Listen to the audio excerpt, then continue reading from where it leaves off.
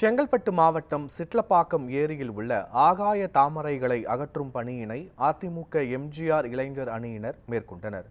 சிட்லப்பாக்கம் ஏரியில் உள்ள ஆகாய தாமரைகளை அகற்றும் பணி செங்கல்பட்டு மேற்கு மாவட்ட எம்ஜிஆர் இளைஞர் அணி சார்பில் நடைபெற்றது.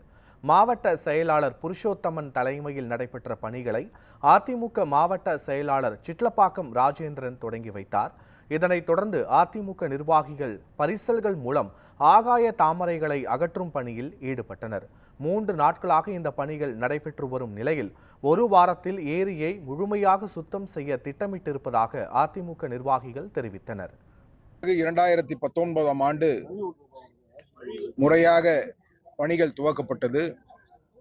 50% பணிகள் நிறைவடைந்ததற்கு பிறகு ஆட்சி மாற்றம் ஏற்பட்டது. 2021ஆம் ஆண்டு ஆட்சி பொறுப்புக்கு வந்த திமுக இந்த பணியினை கிடப்பிலை போட்டது. அதற்கு பிறகு இந்த பகுதியில் இருக்கக்கூடிய மக்களுடைய துணையோடு பல்வேறு போராட்டங்களை நடத்தினோம், மனித சங்கிலி ஆர்ப்பாட்டத்தை நடத்தினோம். அதற்கு பிறகு நத்தை வேகத்திலே இந்த பணி நகர்ந்தது. அறிவிக்கப்பட்ட 5 ஆண்டுகள் முடிவடைந்ததற்கு பிறகு கூட திமுக ஆட்சி இந்த திட்டத்தை முடித்த பாடில்லை.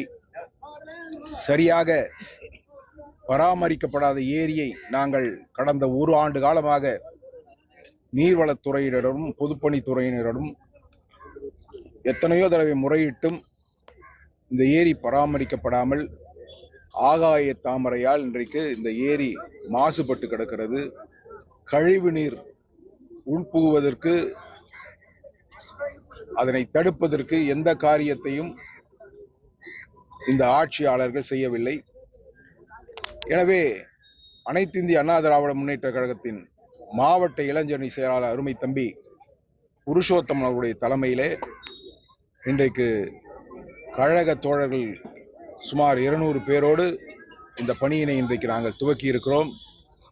இதனை வெற்றிகரமாக இந்த பகுதி வாழ் மக்களோடு இணைந்து நலவாழ்வு சங்க நிர்வாகிகளோடு இணைந்து இன்றைக்கு இதை வெற்றிகரமாக செய்து முடிப்போம்.